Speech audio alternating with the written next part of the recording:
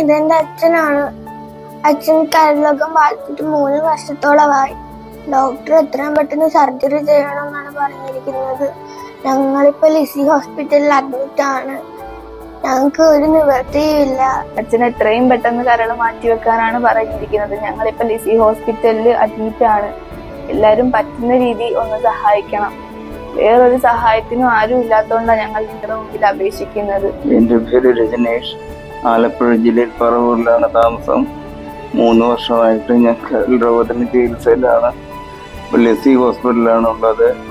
എത്രയും പെട്ടെന്ന് കരൾ മാറ്റി വെക്കണമെന്നാണ് പറഞ്ഞിട്ടുള്ളത്. എൻ്റെ ഭാര്യയാണ് കരൾ പകർത്ത് നൽകുന്നത്. 2 പെൺകുട്ടികളാണ് എനിക്കുള്ളത്. സാമ്പത്തികമായിട്ട് പിന്നോക്ക നിലയിലാണ്. ഏകദേശം 20 ലക്ഷത്തിന് മുകളിൽ വേണമെന്ന് പറയുന്നുണ്ട്.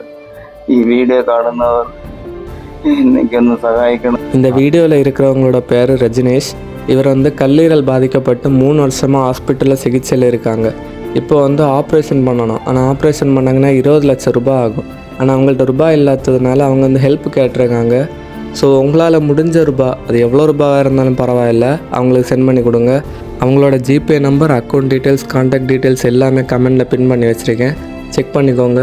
உங்களால் எவ்வளோ ரூபாய் முடிஞ்சாலும் பரவாயில்ல ஹெல்ப் பண்ணுங்கள். கம்மி ரூபாயாக இருந்தாலும் பரவாயில்ல ஹெல்ப் பண்ணுங்கள். உங்களால் முடியலைன்னா அட்லீஸ்ட் இந்த வீடியோவை உங்களால் எவ்வளோ பேருக்கு முடியுமோ அவ்வளோ பேருக்கு ஷேர் பண்ணுங்கள். அவங்களுக்கு உதவியாக இருக்கும்.